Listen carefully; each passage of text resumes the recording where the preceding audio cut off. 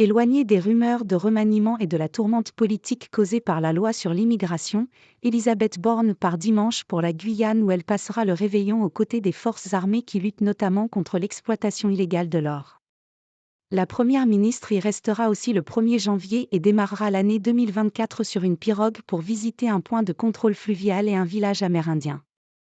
C'est la première fois qu'elle se rend dans ce département de 300 000 habitants du nord-est de l'Amérique du Sud, frontalier du Suriname et du Brésil qui a, comme l'archipel de Mayotte qu'elle a visité à la mi-décembre, voté à 60% pour Marine Le Pen à la dernière présidentielle.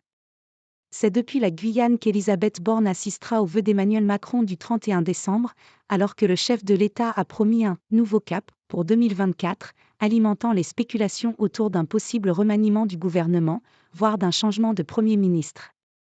La chef du gouvernement a expliqué avoir « le sentiment du devoir accompli » après l'adoption de la loi immigration votée par les députés Les Républicains, LR, et ceux du Rassemblement national, RN, qui provoque de vives critiques à gauche et a fracturé la majorité, un quart des députés Renaissance n'ayant pas voté le texte. Précarité.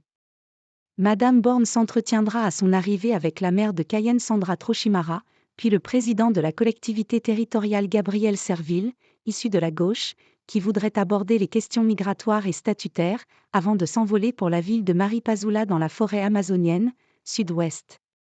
Quelques 2200 militaires et environ 1 millier de gendarmes sont stationnés en Guyane, engagés notamment dans la lutte contre la pêche illégale et les orpailleurs, chercheurs d'or, clandestins ainsi que dans la sécurisation du centre spatial guyanais de Kourou, Nord. L'armée française a été endeuillée à 2 reprises sur ce territoire cette année lors de missions de lutte contre l'orpaillage illégal. La chef du gouvernement, qui sera accompagnée de la secrétaire d'État à la jeunesse et au service national universel, Prisca Thévenot, visitera d'ailleurs un site souvent touché à Dorlin, où opèrent notamment les forces du 9e RIMA, régiment d'infanterie de marine.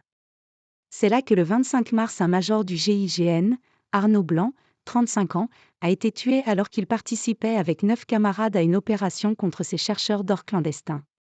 Début mai, un piroguier membre des forces armées de Guyane, FAG, est décédé dans un accident de pirogue lors d'une opération nocturne sur le fleuve Oyapock. Drogue.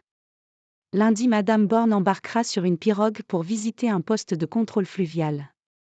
Avant de reprendre l'avion pour Paris, elle évoquera la lutte contre le trafic de stupéfiants à l'aéroport de Cayenne.